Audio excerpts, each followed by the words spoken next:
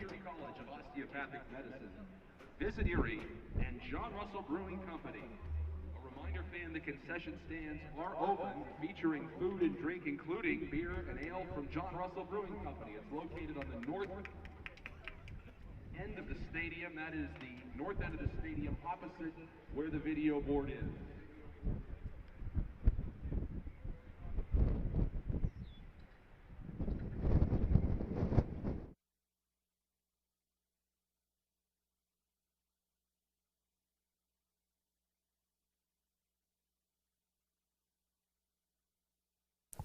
And a very pleasant good afternoon to you here from Mercyhurst University. A gorgeous, windy day up here on the hill. It's always windy. It's even windier than usual. That's going to be a factor here today. And the Commodores, perhaps looking for some luck, have pulled a Dan Devine out of their hats. They've ditched their normal home blue uniforms. They're going with gold uniforms today with blue numbers. They're going up against Akron. And if you're familiar with Erie soccer, Sam Toyega, who is a great player at Cathedral Prep here in Erie, is a member of this team. He's been a great player at Akron University, the Zips, and he will get the start for Akron as well. Once we're underway, I'll go through the full starting lineups, but a new look for Erie.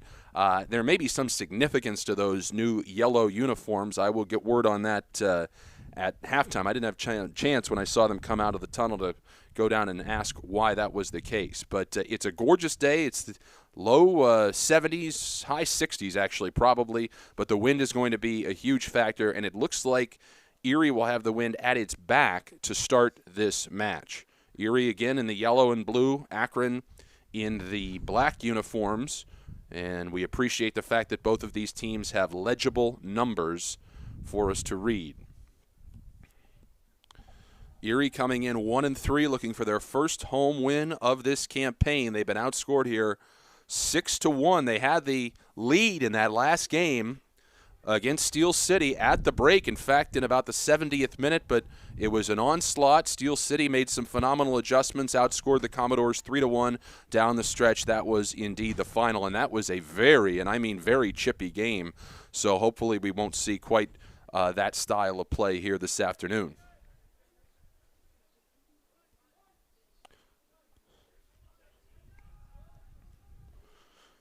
Going through the starting lineups, the keeper for Akron is Cameron Victor. The defenders, Ryan Kalanick, Adam Lubel, and Steven Samuelson. The defenders, midfielders, Colin Biros, Nathan Childress, Joseph Paulus, Rourke Schmeider, Sam Toyega. I mentioned him, the local product. His dad, the longtime successful soccer coach here in Erie at Cathedral Prep, and he's had a great career as a player over at Akron University. And the forwards, Jaden Wright and Samuel George for Erie. It's Samuel York in net. The defenders are Jack Allen, Reese Corpuz, Dylan Greggs, Luis Jonathan Trapp, Simon Zahalka, Roberto Lagoa, Connor Hartwell are the midfielders. Jacob Hancock, Shannon Orlandon, and Frank Galpit are the forwards, and that's how we start.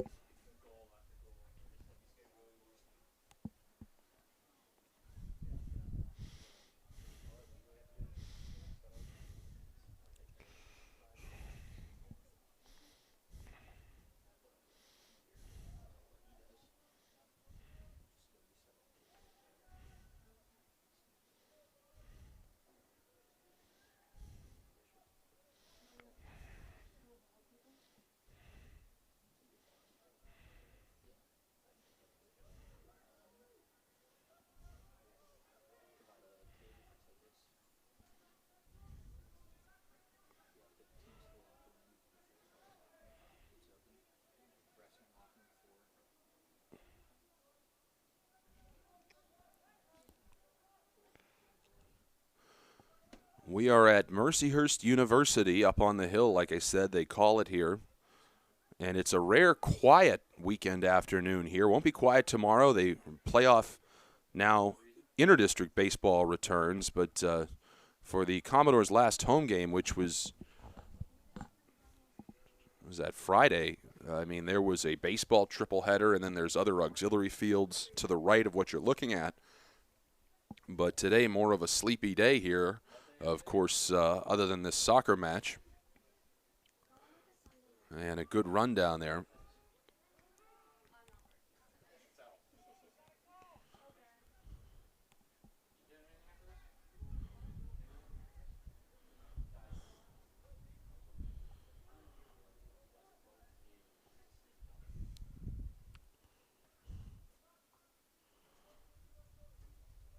Again, for those wondering that are used to watching the Commodores, they're in yellow uniforms today.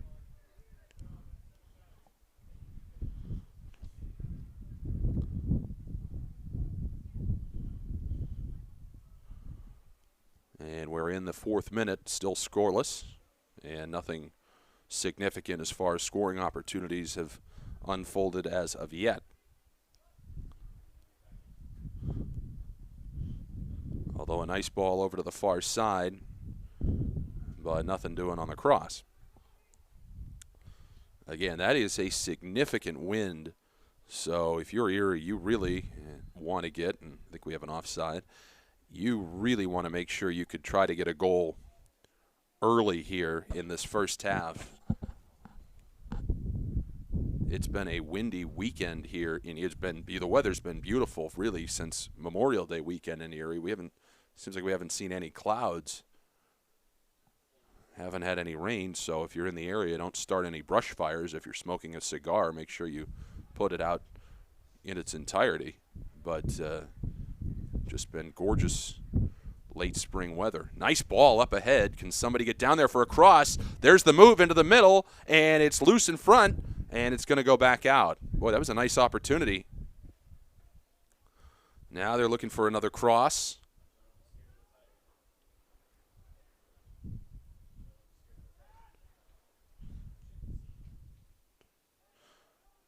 In front, player down in the box, no whistle, no argument, and it goes back the other way.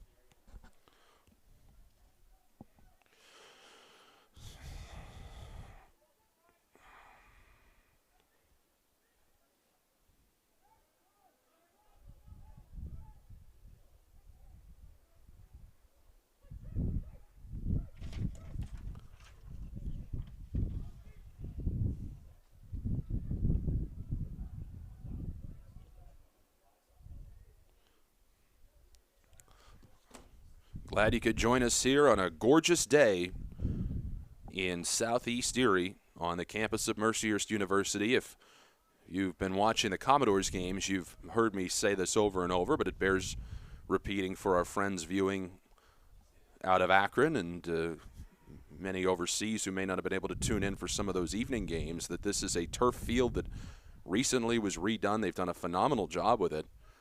And they finally added permanent lighting. They had lighting here for a number of years, but it was only sufficient for late afternoon games. The lighting was not sufficient enough, I guess. It wasn't bright enough for night games, but they have fixed that, and they've just invested so much into athletics here. They've recently renovated both the hockey rink in Mercyhurst, though it's D2 in most sports. It's Division I in men's and women's hockey. They have a phenomenal Division II basketball program coached by Gary Manchell, who seems every year leads them to the NCAA tournament, as he did again this past season. Excellent baseball program as well.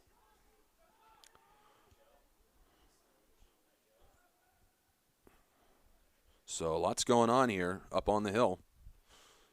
Unfortunately, not as of yet in the home matches for the Commodores. As I said, outscored 3-0 by Carpathia in a game that, to be honest, could have been a lot worse. And then a game where they dominated the first half and indeed led 1-0 at the break, but it was a totally different script in that second half, 3-0, including a goal in extra time that was one for the Governor. It was over at that point. They were outscored 3-0 in that second half to Pittsburgh, and as such, their home goal differential is not great. So a big day today could really help them going forward.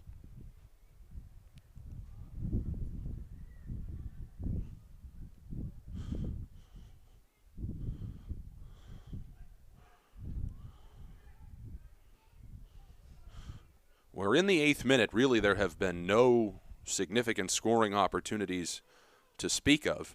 And to that point, there have been no shots on goal, contact, but a clean play and a good one. They move on. That was all ball coming all the way up to the equivalent of the 20-yard line in football was the Akron keeper, Victor. It's a good name for a goalie, Victor. And he was able to boot it away.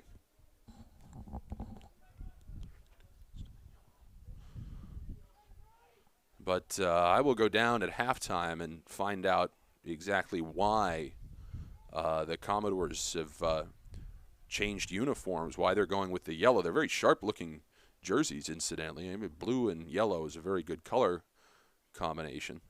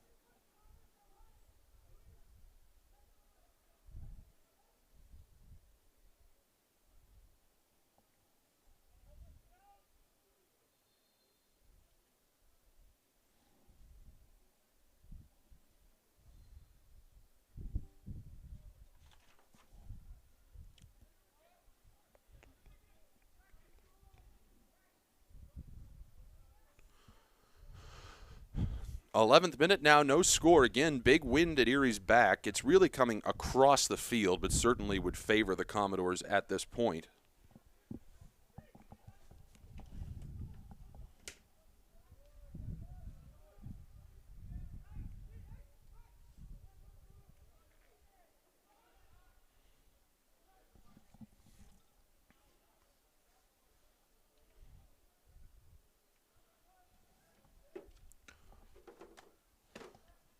But both teams, as is usually the case in these games, very conservative in the early going, feeling each other out. You don't want to make a critical mistake.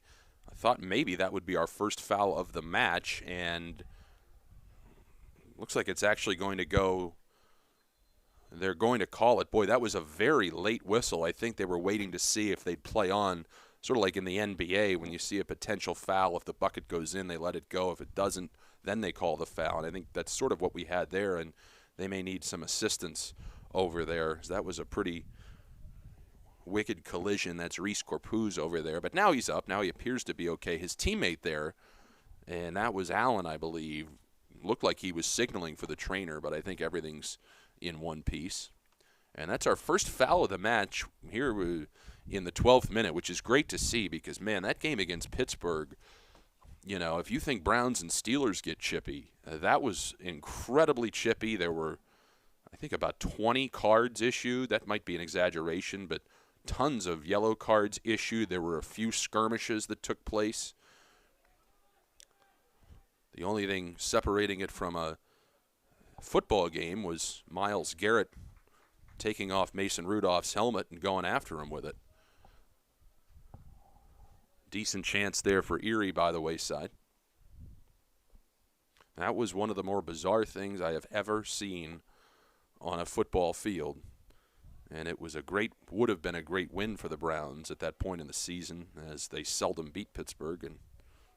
And my dad was there, called me so excited and left early. I said, "You didn't hear what happened." Back the other way, chance perhaps for Akron, and a good one at that. Nice move. There's the shot, and it gets deflected. Boy, that was a beautiful move, but Akron still has the ball down there. It was Samuel George, who's listed as one of the two forwards, with a beautiful move, but somebody down there for Erie, I think it was Luis Jonathan Trapp, got in front and blocked the shot. As we are in the 13th minute, still scoreless. Some space now for the Commodores here on the near side. Hancock plays it up. We've got contact, and it's going to go the other way. No argument there from Jacob Hancock, and it'll be a free kick.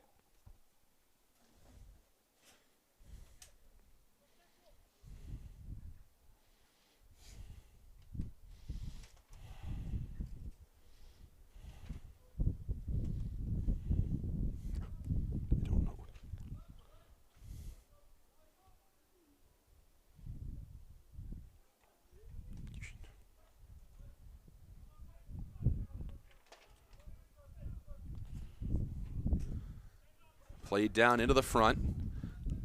Again, very windy day here in Erie, but it is cool. It is mid-60s. If you enjoyed sailing, it would be a perfect day for it. I think it's boring. I think that motors, or there's a reason why we've invented motors.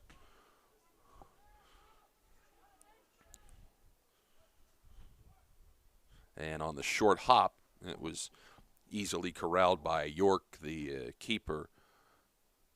Really, that last game, I can't say that York actually played really well. I thought, you see that the team loses 3-1, and your initial instinct is to blame the keeper. But, the 3 goals, one of which was on a PK, there just wasn't a whole lot he could do. It was just a stunning turn of events.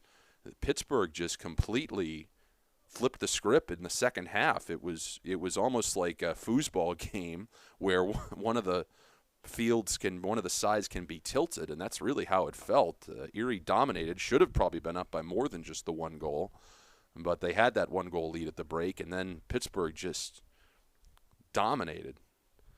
I don't know, maybe they signed some MLS guys at halftime. Miscommunication there, back the other way.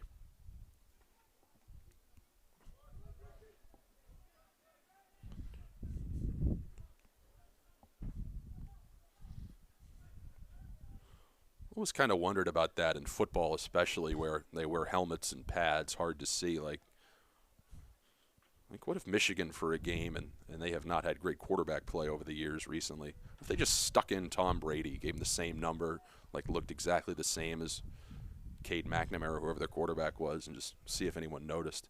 Nice play there, and a beautiful move, but no help there. But that's the second time we've seen number 7, George, make a really nice play down there in that end. And he's somebody that Erie is going to have to keep a watch on. He just couldn't fully corral it, and there were no teammates in the vicinity to help him out. But Erie's got to watch out for George.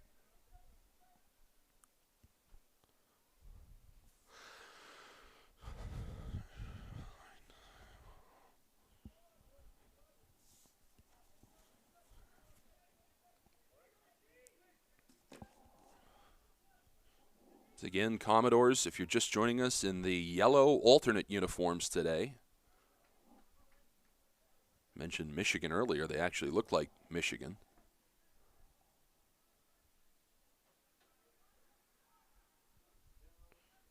I was going to make an anti-Michigan Wolverines joke, but I'll keep it to myself. Beautiful campus, though, Ann Arbor. Beautiful city. Long ball up ahead. That's going to take a hop. And, boy, their keeper was out there for a minute. That was dangerous for a moment. But Akron able to corral it. But now Erie with a chance. And they couldn't get the spacing quite right. Oh, they had. And I could see that player down in the right corner, and I can't see his number at the moment, was visibly frustrated because he had a lane for a cross, and we're going to get a whistle and a foul. That for Erie, the player I mentioned was number 8, Connor Hartwell. If they had been able to get it to him, he would have had an open lane either to take it toward the net or to have an open cross, but couldn't quite get him the ball. We're in the 18th minute, no score.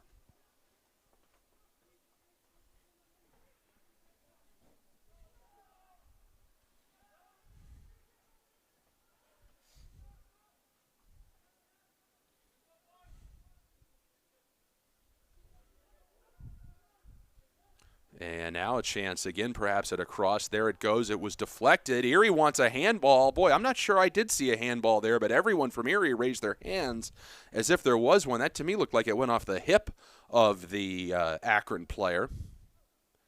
There's a cross in, diving stop to the right. That was an excellent play. I'm not 100% sure that would have made it in, but nevertheless, a nice diving stop by Victor, the keeper. And then that one, an errant, and I think that might have been a handball. At either one, it doesn't matter because it's going to be a goal kick one way or the other for Akron.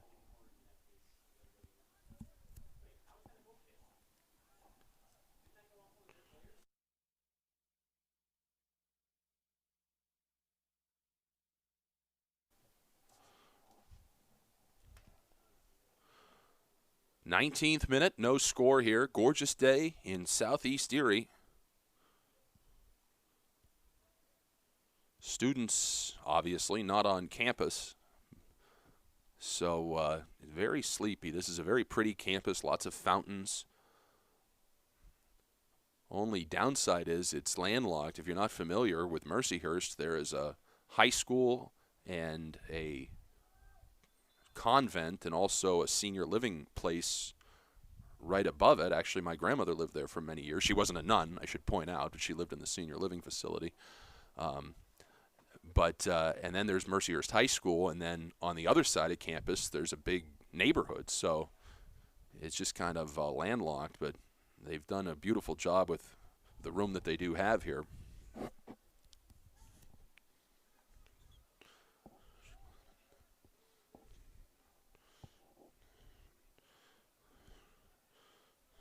Akron getting a little bit cute here in the back.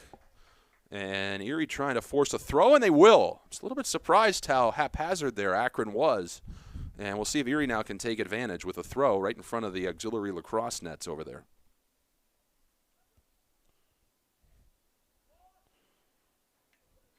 And we're going to get a late handball call, I think. Offsides, thank you. Fans, the Commodores would like to thank Erie Insurance, Lake Erie College of Osteopathic Medicine, Visit Erie, and John Russell Brewing Company. Don't forget the concession stands are open, featuring beer from John Russell Brewing Company and other food and beverages. That is at the north end of the stadium on the opposite side of the big scoreboard.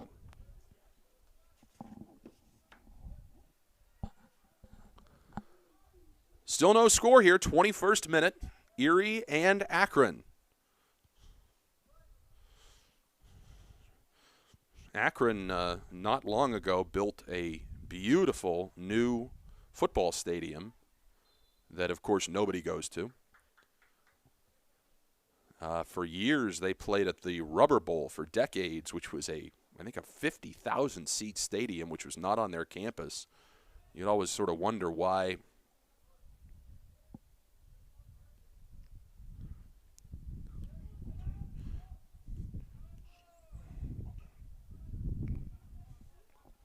A city like Akron would have had a stadium so big, and eventually not long ago, it was abandoned for many years. Now a chance for Erie, one-time shot, and it just goes wide. Oh, a right idea, and that's going to be the first shot of the evening. It technically wasn't on goal, but that was the best opportunity so far, and I said evening. It's the middle of the afternoon, but that was absolutely the best chance for either team to get on the board.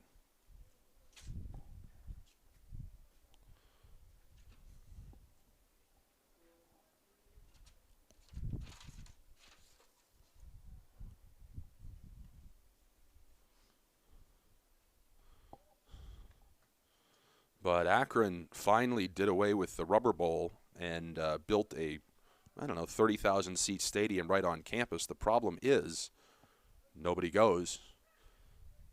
And, if you're an Akron student, you're more likely to watch Ohio State on TV than attend an Akron football game. They might have been better off going Division I AA in football and focusing on all the other sports, soccer included, basketball, in the MAC, but they are where they are. I believe they actually had to drop baseball for a number of years because they were so cash-strapped. I think a donor has helped get a baseball program back. I don't know if it's back yet, but which is sad that they had to do it at all, because right down the road, Kent State has had a great baseball program. I think I might have said basketball. I meant baseball. Kent State has made the College World Series, not recently, but over the last 10 years or so. And you just wonder, as college football becomes more and more divided, that money isn't going to trickle down to the MAC schools as it once may have done.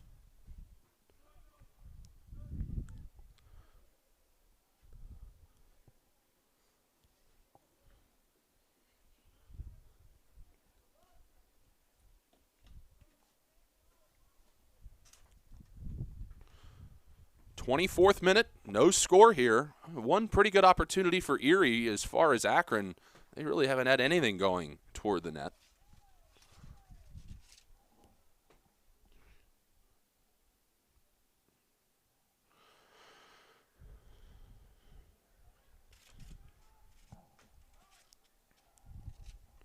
Nice move in front. Are they onside is the question. Beautiful ball, right side. No whistle yet. Shot deflected, and it kept in.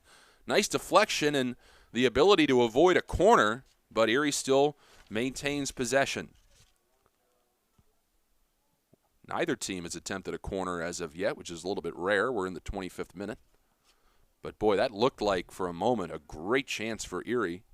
And now he can have a run here down the sideline or play it in, and that one is going to go way off wide to the left.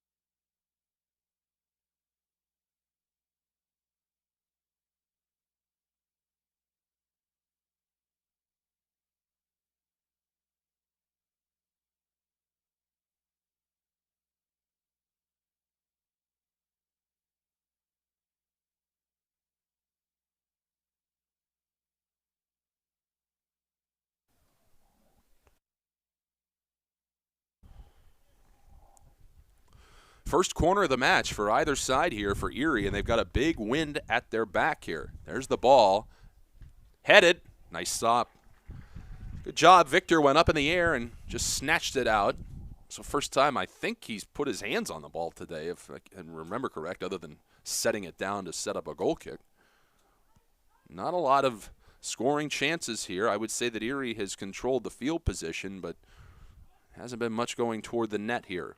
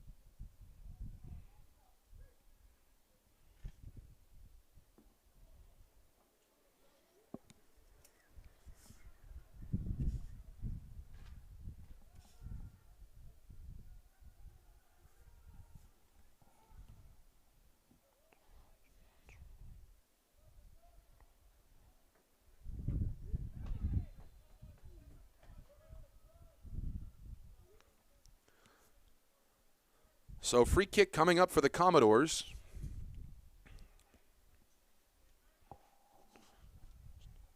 In their yellow, I've never seen them worn yellow. And, boy, there's a blatant push in the back. That's going to be a free kick and a pretty good opportunity coming up.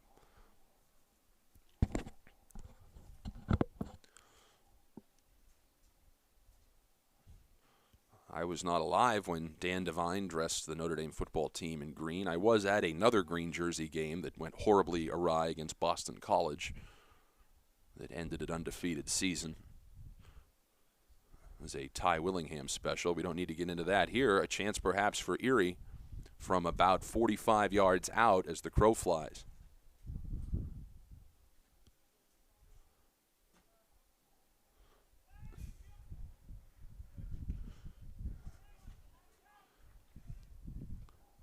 Boy, a good one-time effort, and it's loose, and it's popped away. Nice job by Victor, but here's a chance. There's the line, ground ball shot, no good, and it's going to be cleared out. Boy, I thought that rebound might have a shot to go in.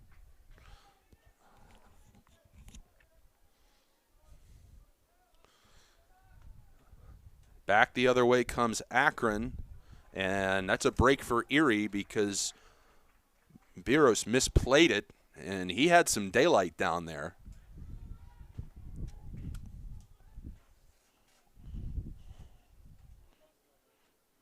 Let me give a shout out to Buffalo. The New York Flash, they lost today 2-1 to the Cleveland Force, but Erie native Dylan Danch had the lone goal. He'll be entering his senior season at Cathedral Prep next fall. So congrats to him. Obviously, I'm sure would have rather had the win, but got the goal. And he is also a member of the U23 Commodores team. And you never know. Maybe we'll see him or some of these other guys up because, you know, when you're in your mid to late 20s, as most of these current players are, things can change over the course of a summer. You could get a job somewhere else or move or something comes up. So you'll see some roster turnover. And that's just standard for this league. That's not unique to Erie as the season goes on. 30th minute. Now 31st minute, no score. Chance maybe for a cross.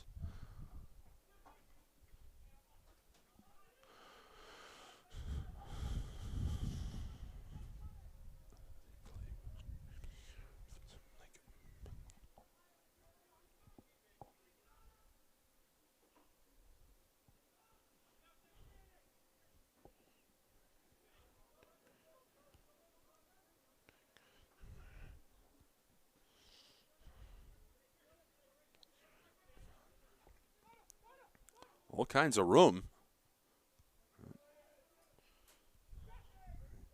Commodores being very patient. We haven't had any subs yet. The trend has been that they're sub-heavy very late. I'm talking last 4 or 5 minutes. And that one ricocheted out. Actually, in that game against Pittsburgh, their keeper was injured and had to leave. And the replacement keeper gave up that goal that put Erie up 1-0. But then was phenomenal in the second half. I mean, he danced on his head, stopping some Erie opportunities that allowed Pittsburgh to come from behind and beat the Commodores 3-1 the other night.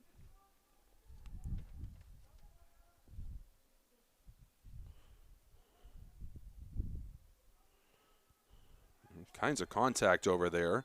We may be getting a card. Nope.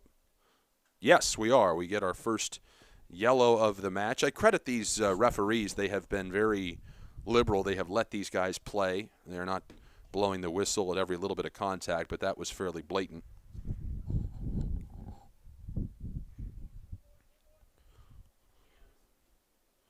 So free kick for Erie. Boy, they had one from almost the exact same spot about 5 minutes ago.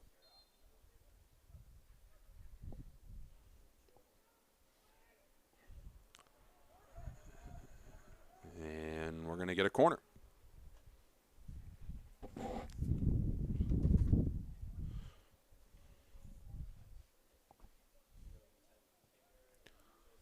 Saxon Stadium. For years it was known as Tullio Field, the one-time mayor of Erie.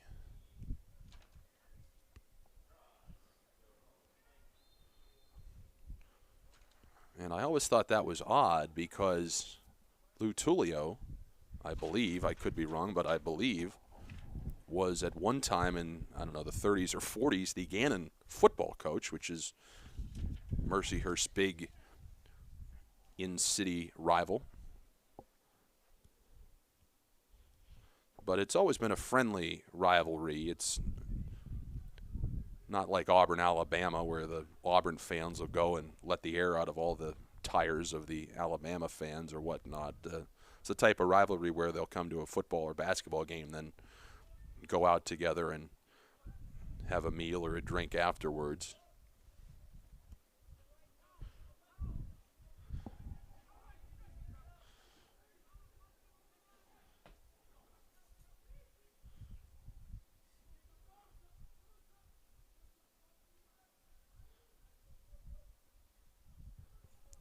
"34th minute, no score. We're going to get a foul on the Commodores over there. Push in the back. I mean, he's protesting. He pushed the guy right in the back, right in front of the official. I don't know what his argument could possibly be.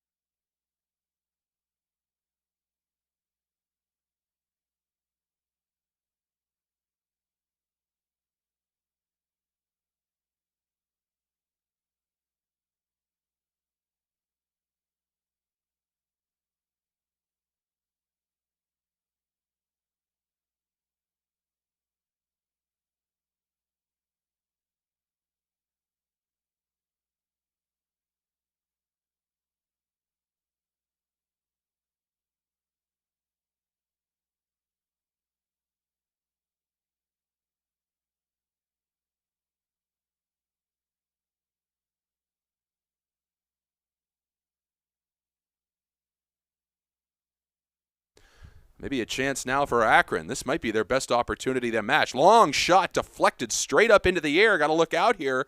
And that one takes kind of a funny bounce.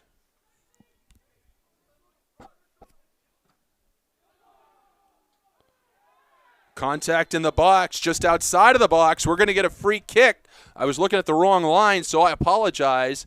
But this is going to be a great chance for Akron now.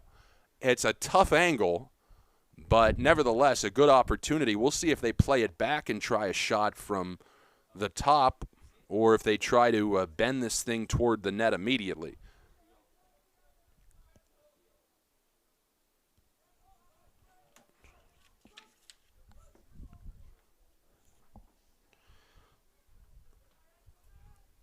Paulus and I believe that's Childress are the two that are down there. And you've also got to watch out for 21. That 21 is Childress, who's up at the top. You could play it short and have him come running in and take a shot. We'll see what they do. Cross. Poked away. Well done there by the keeper, York. And that ball was a screamer coming on in. And then a foul.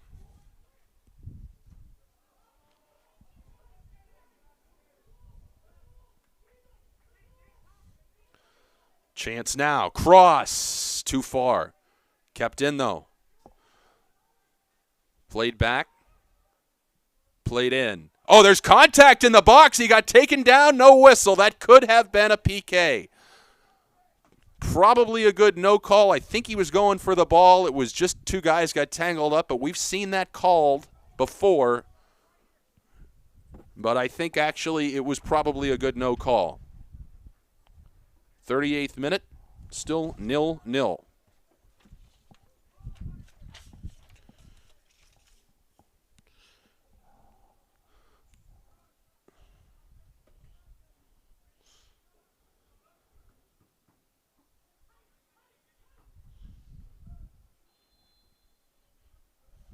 And I'm not sure what we've got here. Paulus was arguing with someone. Now we've got his numerical counterpart, Hartwell, was displeased with the ref, but it's going to be a free kick for Akron. And that's Taiega, the aforementioned Erie product.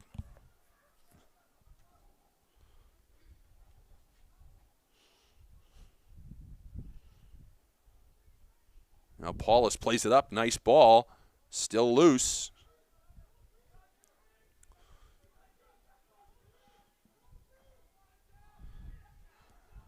And this will be a throw-in for Akron.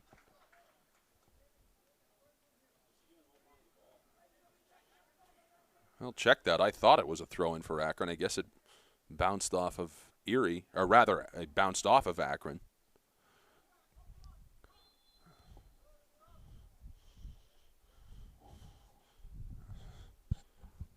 39th minute, no score, fast-moving. There have been no substitutions. The clock wouldn't stop anyway. There have been no injuries. That's been the one thing. This weather has been brilliant for these first 3 home games here in Erie. Not too hot. Haven't seen some of that sweltering heat that sometimes we get in late May, early June. Of course, it could also be 48 degrees and raining in this city in late May, early June. The only thing we really haven't had is locusts, but you never know. That pass intercepted. Great chance here. And look at the foot speed. Here we go. In the box. And it's going to end up being a corner. But how about the speed from Orlandon? Shannon Orlandon came in there and intercepted that. And I'm not 100%. Did they say he was offside? Right. It's a goal kick, but wasn't it I guess it ricocheted. Thank you. I guess it ricocheted off of Orlandon before it went out. That's a bad break for Erie. But he looked like a great cornerback intercepting a pass there. But unfortunate as, when he took off with that and just burned the defender, looked like he had some moves, but just a bad break.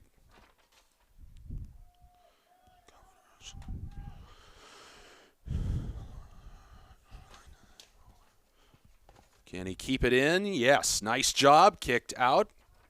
Do we have a corner? Yes, I believe we do.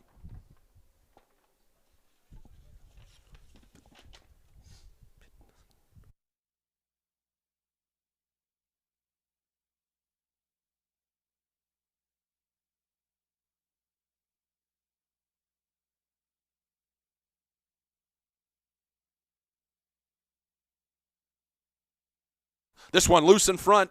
And still loose in front. There's the shot. It goes way too high off of the football upright, and it will be a goal kick.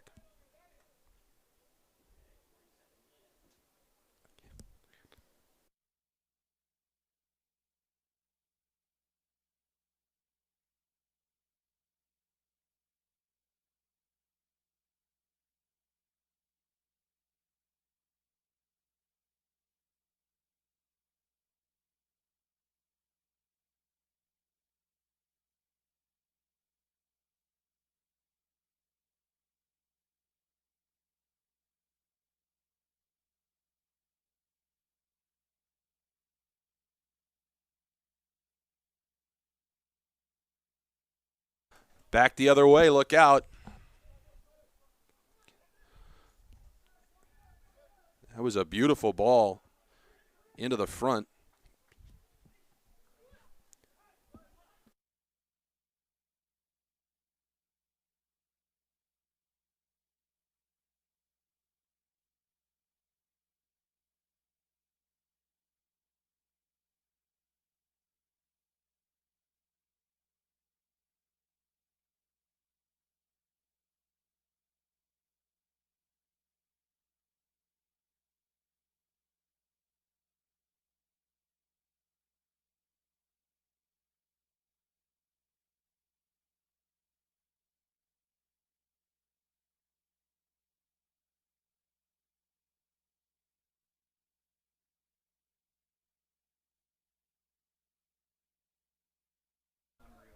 Push in the back. This is going to be a free kick now as we are in the 43rd minute. We'll let you know how much extra time they end up giving.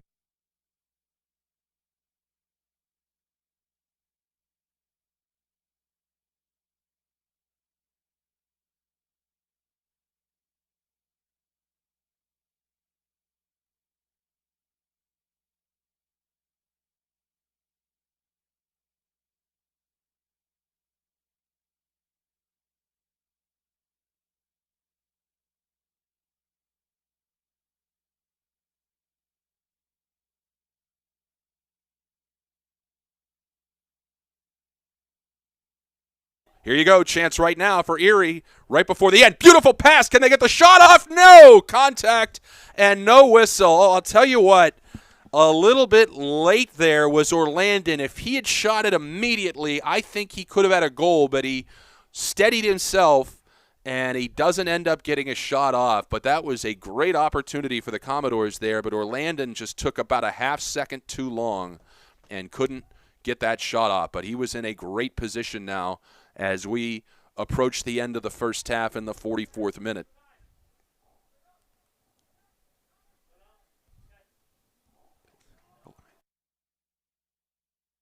Another chance here for Erie. And that one goes way too high and ricochets off the fence up there.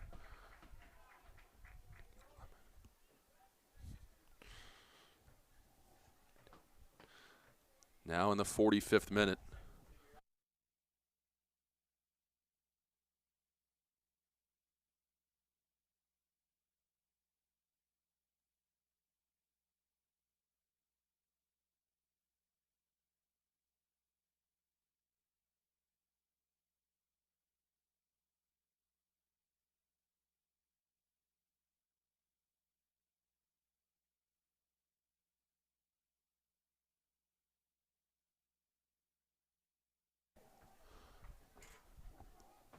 We're going to get 1 minute of extra time here.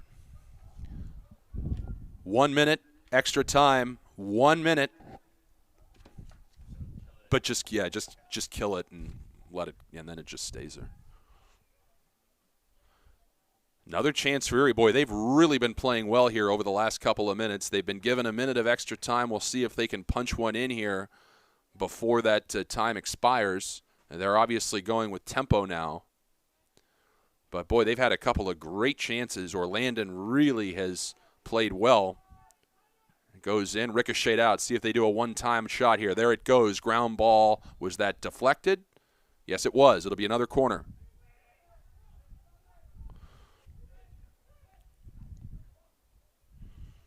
Looked like they were initially going to play that short, changed their minds. Oh, flying in there. I couldn't see who that was for a header. That might have potentially been a goal if he was able to get his head on it, but just missed it. It's still loose in front, and we get a whistle and either an offside or a push. I can't tell, but that was another good opportunity for Erie by the wayside.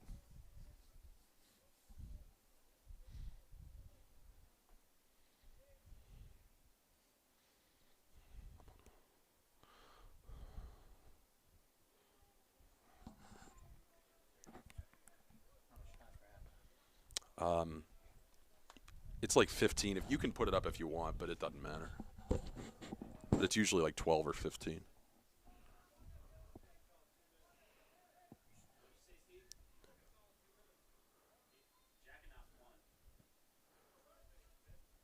And that'll do it. So scoreless after one. We'll be back in about 15 minutes with the second half here from Mercyhurst, Erie, and Akron. Don't go anywhere. We've got a tight one here. Commodores looking for their first home win of the season.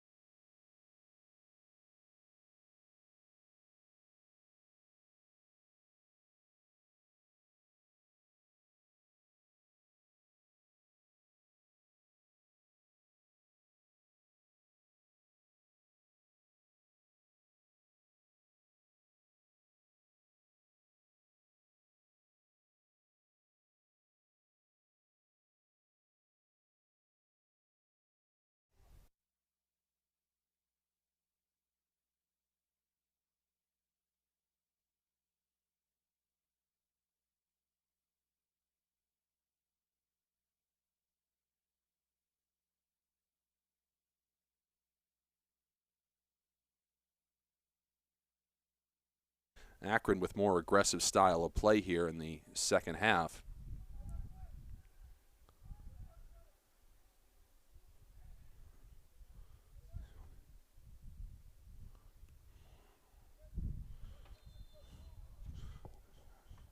And we're going to get a free kick. Those three facilities, the soccer, baseball, softball, are really nice, but I feel like they also could have built like a 40,000 seat football stadium there, which would have been super cool. Because that Heinz Field just doesn't work. They need an on-campus stadium. I was a young kid. I was actually at the last game at Pitt Stadium. It was wild. No, at Pitt Stadium in '99. They played 1 year at Heinz Field, or at Three Rivers before Heinz Field was built, but '99 was the last year at Pitt Stadium. And they played Notre Dame, and we blew it, and Pitt won. But it was wild because, like, with like 2 minutes left, the fans stormed the field and ripped down the goal. We're ripping up the turf. And finally, because Notre Dame was down 10, their coach was an imbecile named Bob Davie. He was just like, yeah, it's fine, just end the game.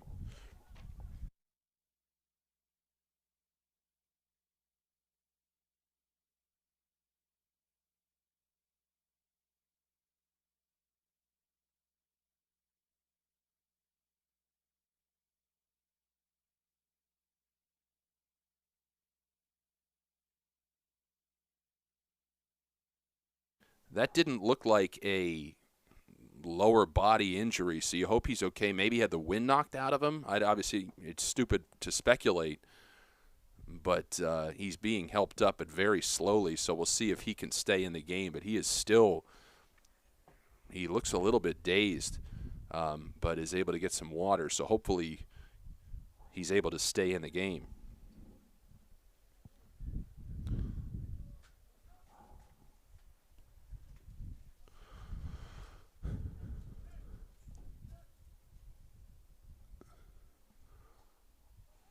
But an opportunity again here for Akron.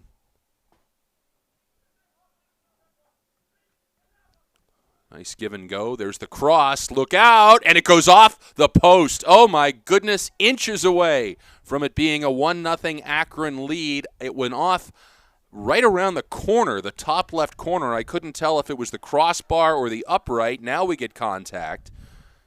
And it's going to go the other way. They're going to get Zahalka with the foul for Erie. But, boy, that, again, inches. There was nothing, and I mean nothing, the keeper could do in that situation. Erie very fortunate.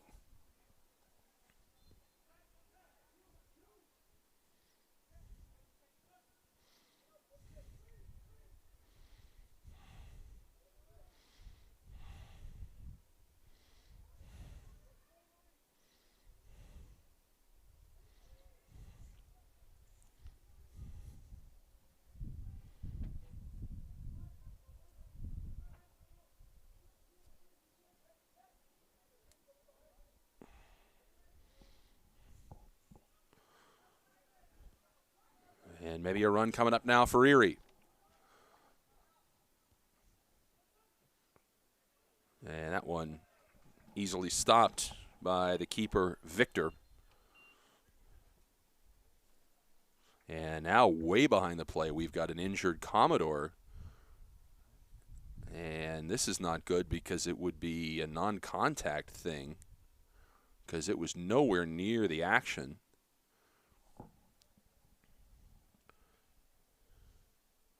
That is Zahalka. I guess he's all right. Boy, that was bizarre. Maybe he turned an ankle or something away from it, not sure. But they play on.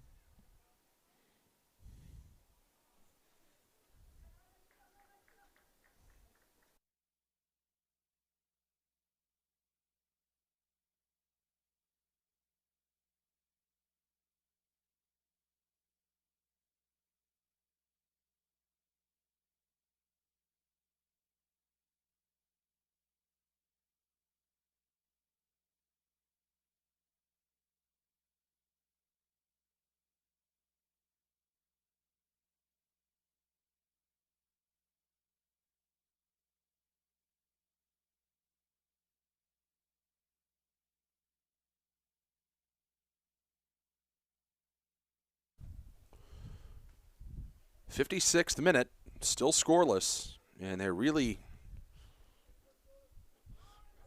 hard to say that there have been any great scoring opportunities in this match. Erie in the yellow, their alternate uniforms. Akron in the black. We're going to get a free kick, and we're going to get a yellow. Didn't see a lot of contact there. I wonder if maybe there was some jawing. Zahalka will get the yellow.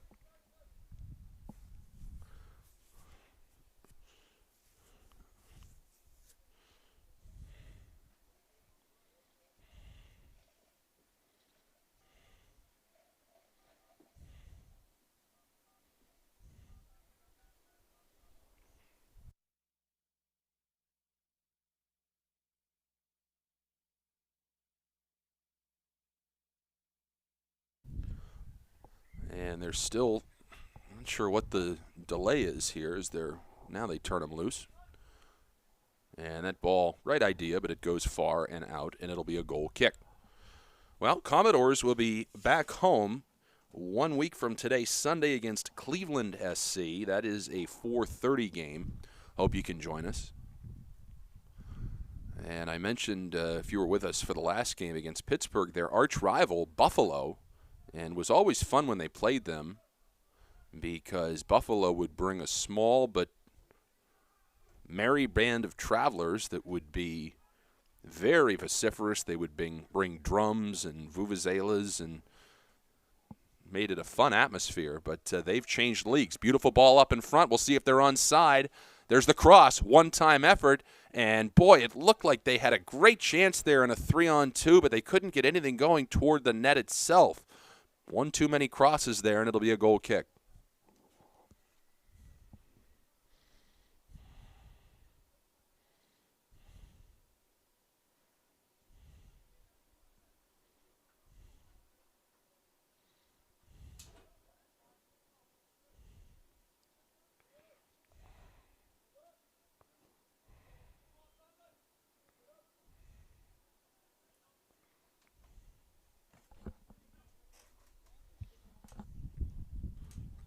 Played up. Erie with another good chance here, perhaps. Slide tackle, beautifully done to thwart that opportunity. And it went out. We'll see who they say it went off of.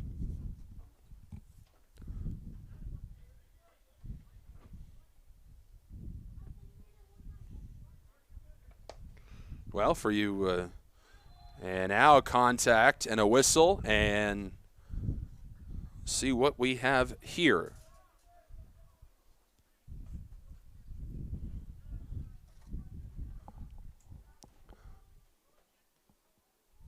This is going to be a free kick from about a foot, maybe a little bit more than that, outside the box, but a tough angle. But the wind is right in their face, too, getting this. So we'll see how much the Commodores can get on this, but an excellent opportunity here one way or the other. Hancock is down there. We'll see who takes it.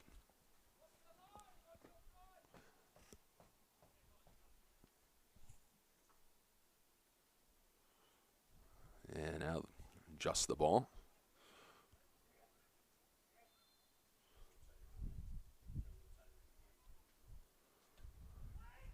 There it goes. Well done to head it out. That was a nice play.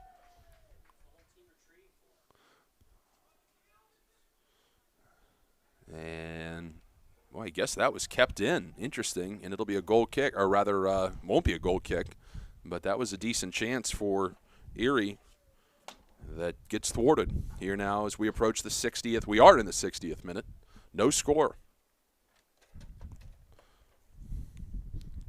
Well, and for those of you Akron fans tuning in today, curious, Guardians and Twins are tied at 0. Guardians had a nice come-from-behind win last night, and finally, Emmanuel Classe looked like his old self, 3 up, 3 down in the 9th. And that's a big one today to get it back to 3.5 games. And that cross goes wide. That'll be a throw, I believe, for Erie. Classe leads the league in saves, also leads the league in blown saves. He has not been nearly the dominant closer he was a year ago. but he was outstanding last night. Hopefully that's the start of a trend. Of course, to get to the closer, you've got to have a lead going into the ninth inning, and that's something that has eluded the Cleveland Guardians for much of the year. And now we have another injury, but quickly up is 13 Hancock. I think he just got grazed in the leg, but he's fine. We play on. Well, you see Corpuz with just outstanding foot speed there as he gets that set up. This is a great chance for Erie. There's the shot. It's deflected. It'll be a throw.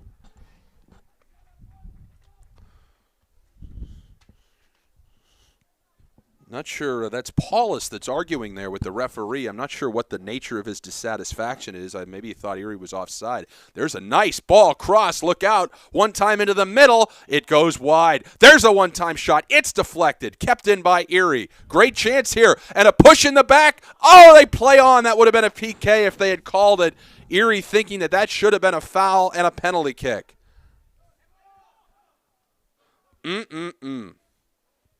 I couldn't tell you. It was in front. We've got an injured Commodore down. I couldn't tell you if he did indeed get pushed or if he just fell down, to be perfectly honest. That injured player for the Commodores was Lagoa, and he's up. He's still moving gingerly, but he is up. And Erie keeping the pressure on now, and maybe that was a makeup call on a trip over there, and they'll have a free kick from the far side. Lagoa still appears to be in significant discomfort. He is not walking as he normally would, number 10, Roberto Lagoa. So hopefully he's able to get his wits about him here. This is a big moment as Erie putting on the most consistent pressure we've really seen in this entire match, really for either team for that matter.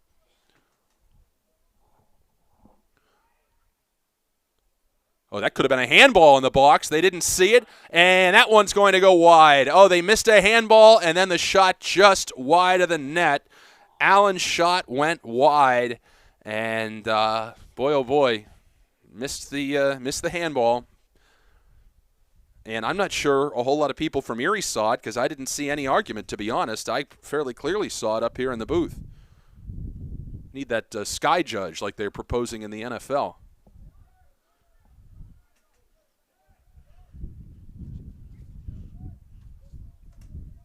So, boy, that last 3-minute span there, what a great opportunity for Erie. If they can keep that pressure up, you'd think it would be an inevitability that they would score. And we'll see how Akron responds here. 63rd minute, no score.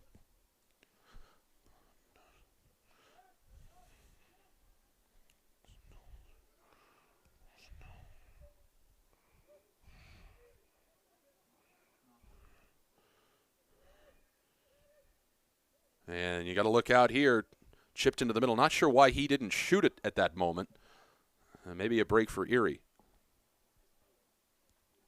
Contact.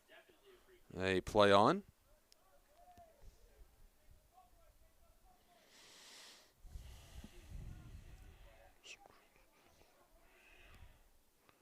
And that's got to be a foul. It will be, as not a dirty play, but number 18, Jaden Wright, just went right in, no pun intended, into the leg in a slide tackle attempt. And he went right into Hancock, so it'll be a pretty good chance here for Erie on a free kick, and Hancock's got to get his wits about him.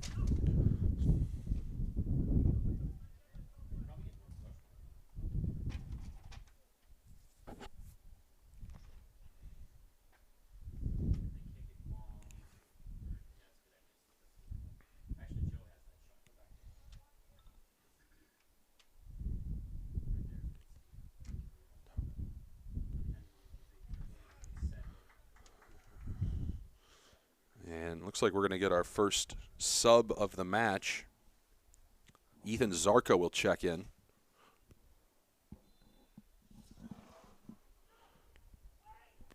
Headed out.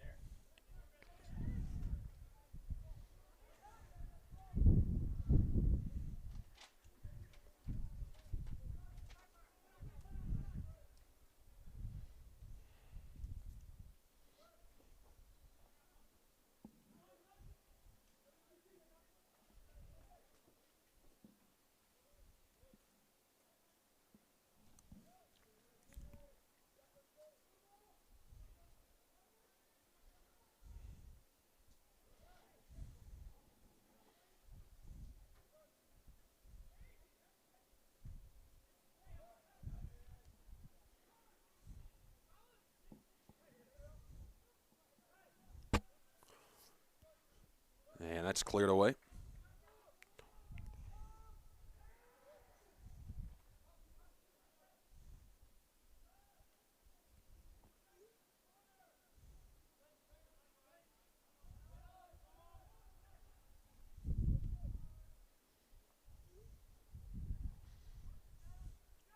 Played up. Is that going to be too far? Yes, it will. Boy, that was a great idea, but just a little bit hard on the entry pass.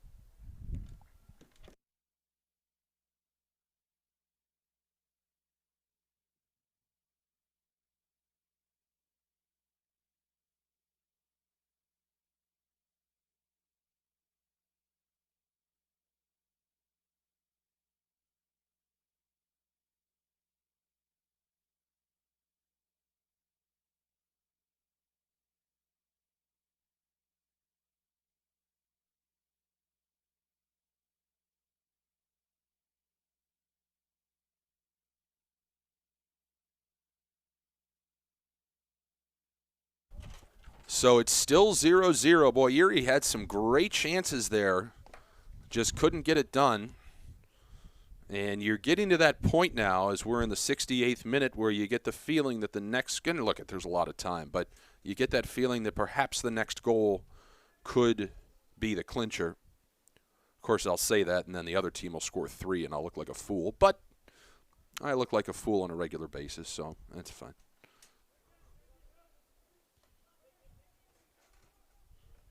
Played up. Don't think he's onside, and he is not. Going to get another sub coming in here for the Commodores.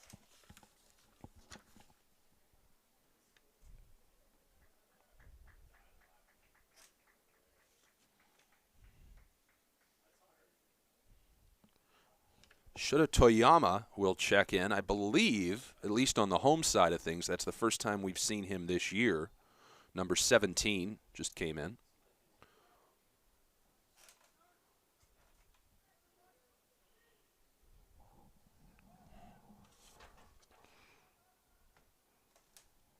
Toyama out of Japan. This is a well-rounded geographic roster as far as where they're from. Chance now looking for the cross. There it is, deflected away. We're going to get a corner coming up for Akron in the 69th minute. But this Erie club, I'm talking Germany, UK, number of players from England, Spain, Norway, mentioned, Germany, France, Japan, Kenya, Argentina, Zimbabwe, the Congo, Burundi, and Waterford, PA. Just threw that one in there, but obviously some local players as well. That one was loose in front. It was kicked away. Oh, that was very close to being the first goal of the afternoon, and it would have gone to Akron. I did not see who it was that deflected that away, but I'm not sure the keeper would have been able to deflect it away. So the best opportunity so far for Akron, really, of this match is thwarted, and we stay tied at 0-0 in the 70th minute.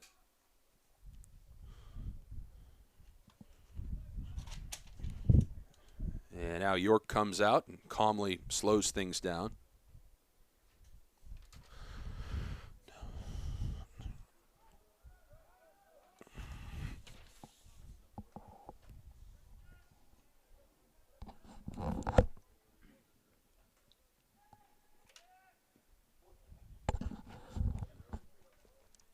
Well, that's a beautiful ball up front. If he's onside, Erie may have something here. Played in, looking for a give and go. A little bit of a contact, no whistle. Goes the other way.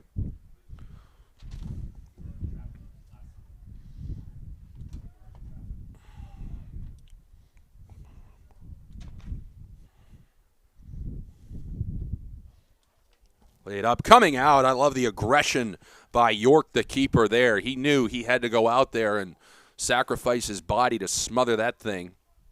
And we stay tied.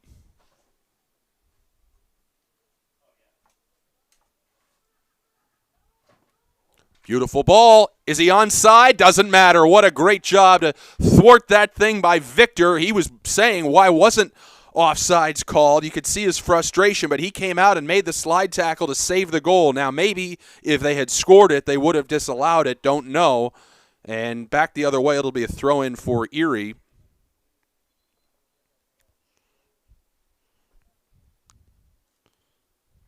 You played in college. Would that have counted, or would they have, if the goal had gone in, would they have thrown up the flag, do you think? Looked onside. Okay, there you go. So that may be a game-saving play by the Akron keeper, Cameron Victor. Aptly named for an athlete. And now we've got an injured Akron player over there. And coming into the game for Akron will be Guan Chong. And we'll see if that player, and I can't read his number over there, needs medical attention. That over there, the injured player is Samuel George, and he's off the field, but he's been substituted for. But you'd think maybe someone go over and help him out, because he is walking very slowly over there, out of play on the far side of the field.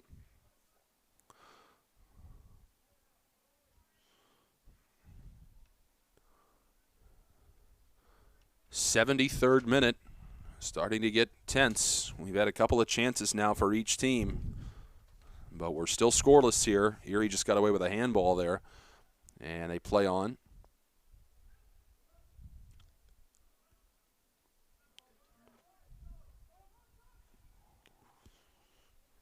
Ball up, does not get through. And, we're going to get a foul. Oh, we're going to get a foul. I thought that maybe was going to go against Erie. It did not. It's going to go the other way. I thought maybe they were going to get Greggs with the foul, which would have been a pretty good chance. It would have been a free kick from about 25 yards out straight on, but instead the call goes against Akron and obviously helps out Erie.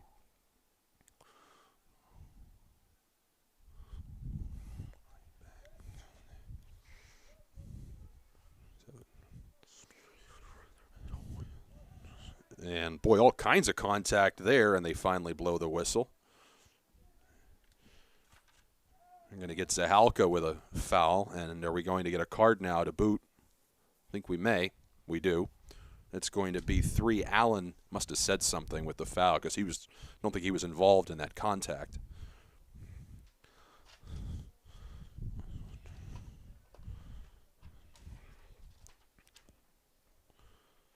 '74th minute, no score. Free kick Akron from 45 yards out.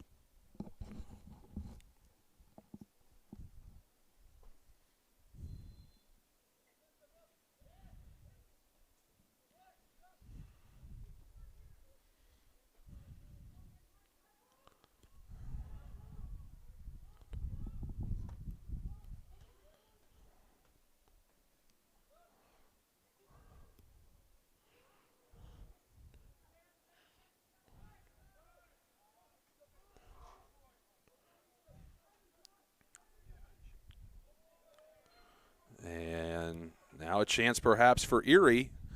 Boy, they choose to go very quickly. Now they'll slow it down. I think that's the right move. Now they slow it down. Corpuz, they thought about just going at a quick rate, but opted against it, as they want to get everyone properly congregated down there in the box. This will be Zarka to take it. Zarka out of Paris, not New York, Paris, France. There's the ball. That's a beautiful ball. Loose in front. Still loose in front. Nobody was there with the rebound. Oh, my. I thought that was going in. What a beautiful kick that was by Zarka. Man.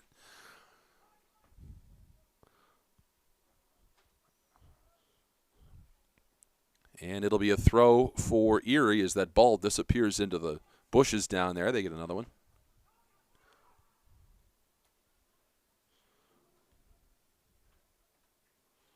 Beautiful give and go with the behind-the-back pass. There it is. Wide open, and he didn't get it. Oh, he did not get it. I don't think that, I got to be honest, I don't think that Hancock knew how much time he had. He tried to one-time it in, And he didn't realize that if he had simply calmed down, if he had just calmed down and put the ball at his foot, he would have had a goal in all likelihood, but he rushed it a little bit, and I don't blame him because usually there's going to be a defender right on you. There was not in that instance. So a potential go-ahead game-winning goal really is now we're in the 77th minute by the wayside, and that's one obviously he'd like to have back, but you can't blame him for rushing it because you're seldom – it's almost like in football when you see a guy drop a pass who's so wide open, they're surprised to be that wide open.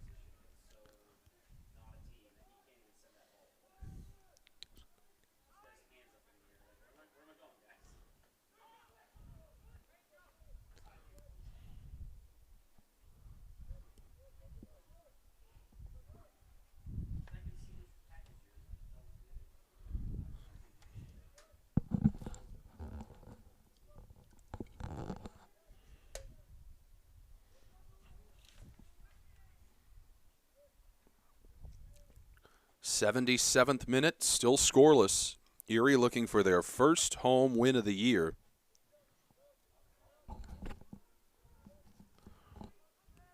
And they have only scored one goal at home. It was that early goal against Pittsburgh that put them up 1-0. They ended up losing that game 3-1. They were shut out in the opener against Carpathia,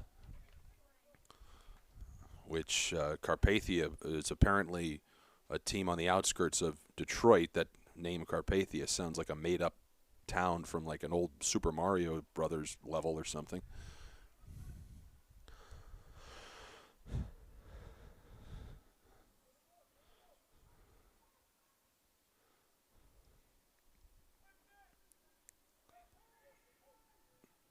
But yes, that was a great chance that was by the wayside, but Erie has really outplayed Akron here over the last 10 minutes or so, and if they can keep this pressure on, it's as likely as not they'll get a goal. We've got a new player coming in for the Commodores now.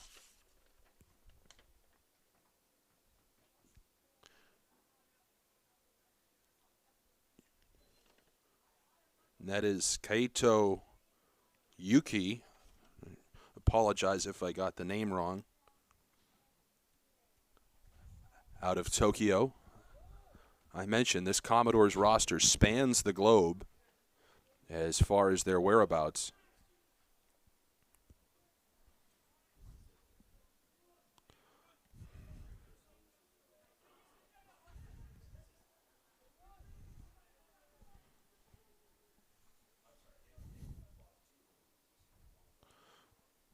Run here for Akron.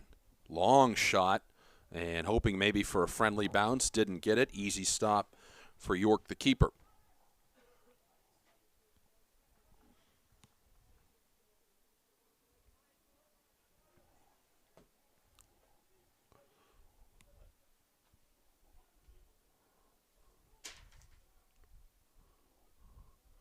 '80th minute, still no score.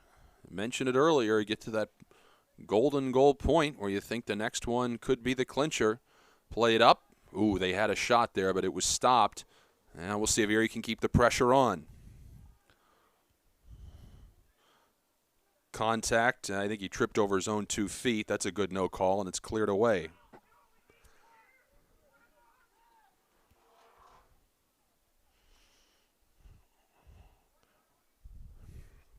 Well, we've had no goals scored. There really haven't been any kind of skirmishes, and that's going to be a corner. So now we've got 10 minutes, but I can't imagine they're going to give them a whole lot of extra time. Now, sometimes when it's a tie game, they give them the benefit of the doubt. Maybe instead of 2 minutes, they give them 3. But barring something unforeseen, there wouldn't be much of a reason to give them more than 2 minutes. I mean, the game has moved at a brisk pace. But chance here for Erie on the corner. Headed, just missed wide off to the left. What a beautiful ball that was. And boy, oh boy, not terribly far off. Tried to go top shelf left, if you forgive the hockey phrase, and it just went wide. We're going to get a sub now for Akron. Daniel Baumgartner will check in. And he will replace Jaden Wright.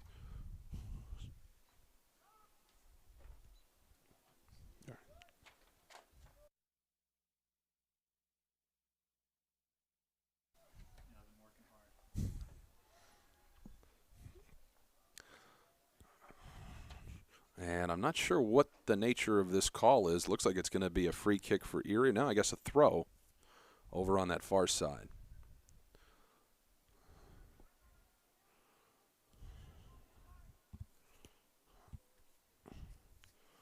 But Erie has kept up the pressure here in the second half. They just haven't been able to get anything going toward the net, really. A couple chances excluded. Now a shot at a cross.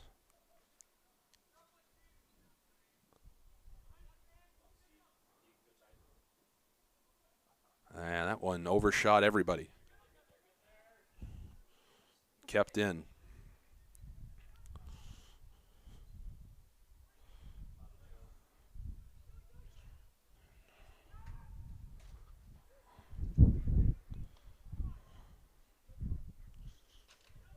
Well, you can tell right now that's going to be a foul. The Commodores are clearly outplaying Akron at the moment. They look faster, and now we've got a little bit of jawing.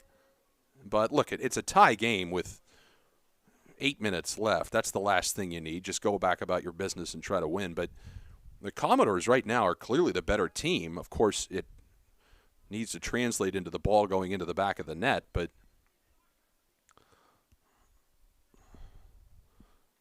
if they can just keep this pressure up, you've got to like their chances to get one in. The question is, will they run out of time here as we are in the 83rd minute? And like I said, we're not going to get a lot of extra time.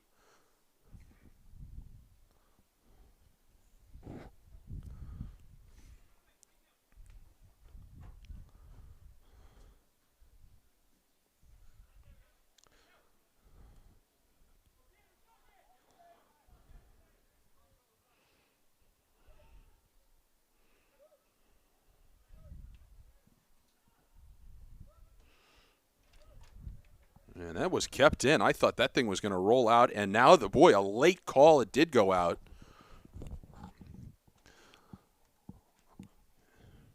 Corpuz will throw it in for Erie.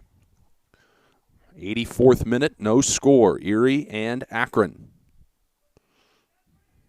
It's taken all of my energy today not to refer to them as the Zips.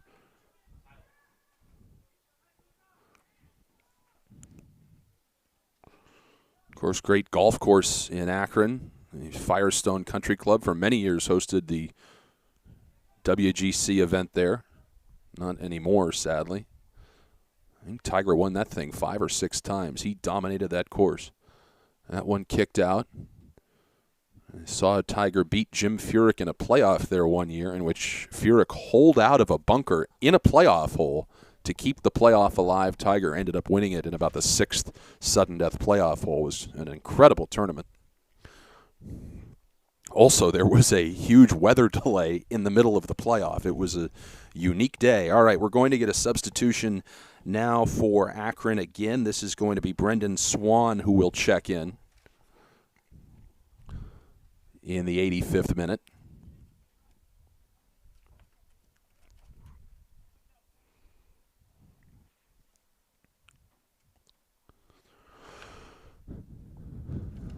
And Erie's got to be careful here.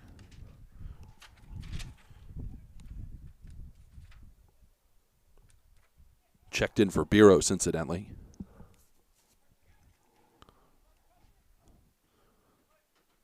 Center loose, and Erie fortunate there. Nobody from Akron was in the vicinity.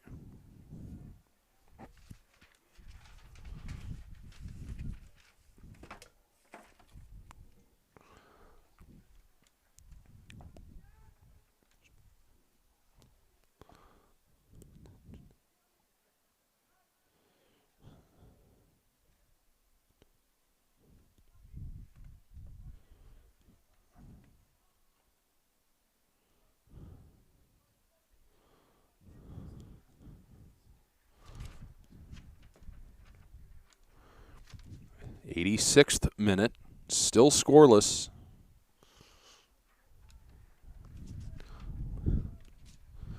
And we get a stoppage there. Must have gone out of bounds. Wind is really picking up now. Windiest we've seen it, and that wind is more of a crosswind now. So as you're looking at the action, it's blowing from the what would be the upper left-hand corner of your screen to the lower right. We're going to get another substitution coming up now for Erie. And it's going to be Thomas Binkowski who will come in and sprint into the game.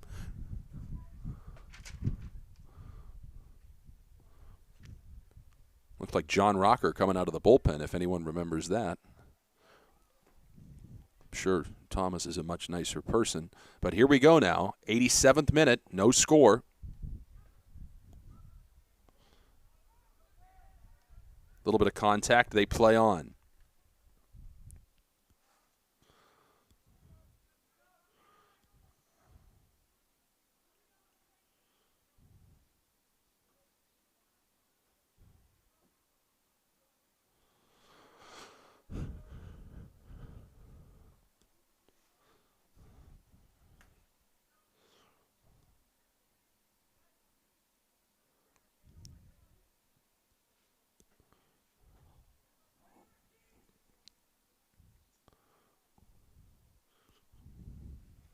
Into the 88th minute now.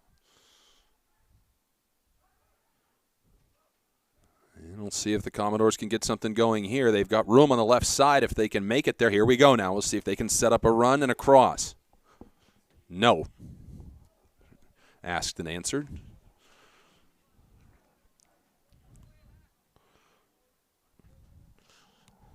Another sub coming in for Erie.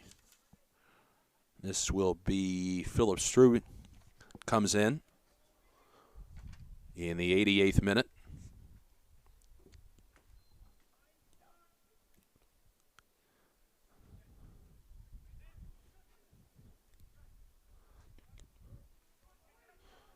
And Erie's got to be careful here. He'll just play it all the way back.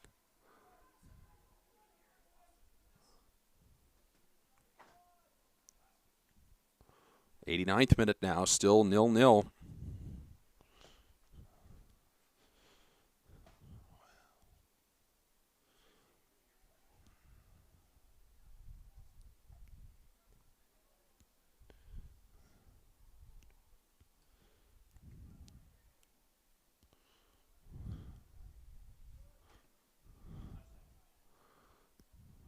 '89th minute.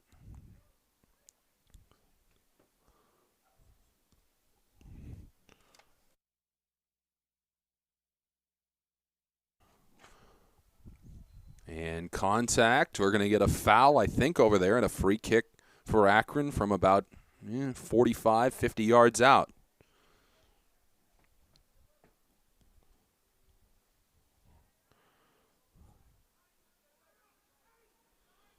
And they're all going to congregate down in the front of the box. This could be Akron's last best scoring chance. 90th minute now, 0-0.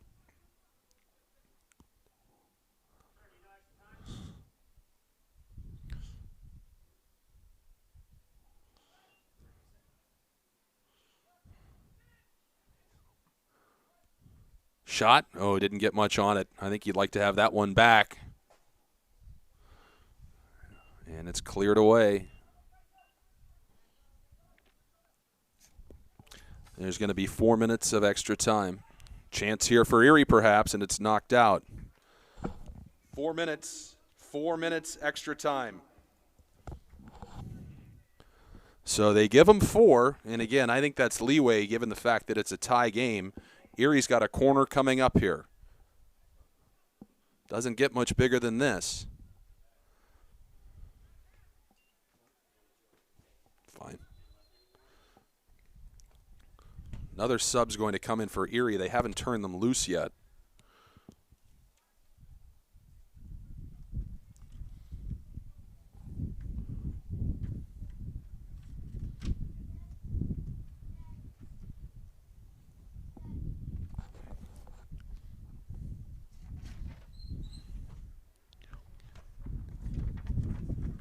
Leo Galpin getting ready to check in, but I think he's going to wait till after this corner. There it goes, headed out, loose in front. There's the shot. There's the goal in extra time. Commodores lead it 1-0. How about that?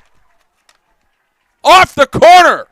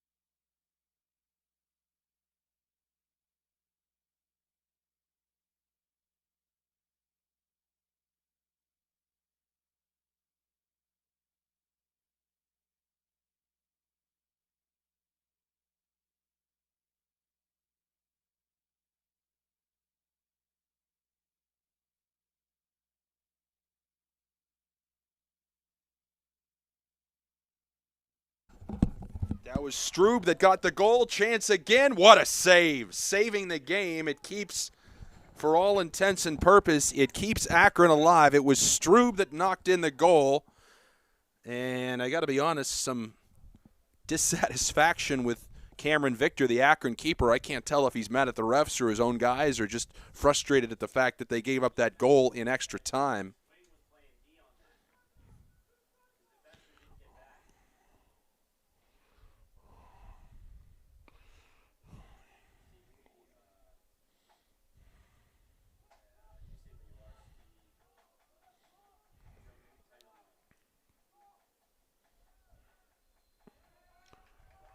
And now we're going to get another corner down there as a Commodore player goes down.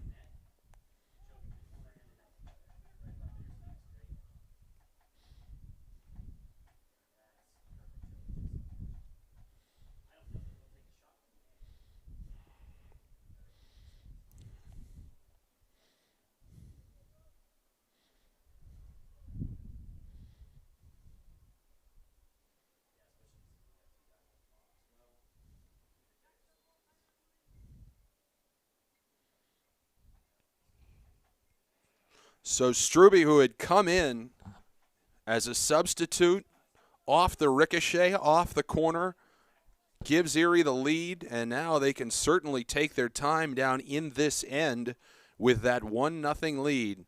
And boy, what a shot. I mean, it goes without saying, but what a shot in the arm.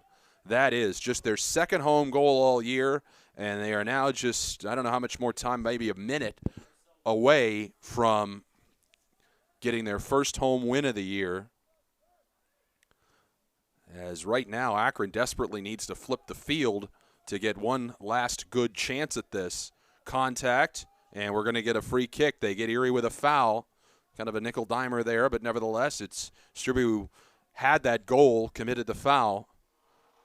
But this will take some time to get it set up. This might be it. They're going to push the keeper, Victor, all the way up to take this free kick. So obviously Akron going all in here in the final moments of this match with Erie in front 1-0. If Erie can thwart this, we might get the double whistle. We'll see. Headed out. Just clear it. There you go. And that's it. That's it. Erie does it.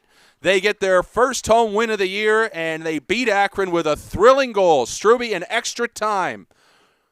In about a minute into stoppage time, gets the goal off the corner, and Erie wins it 1-0 over Akron. We thank you for joining us. So long, everybody.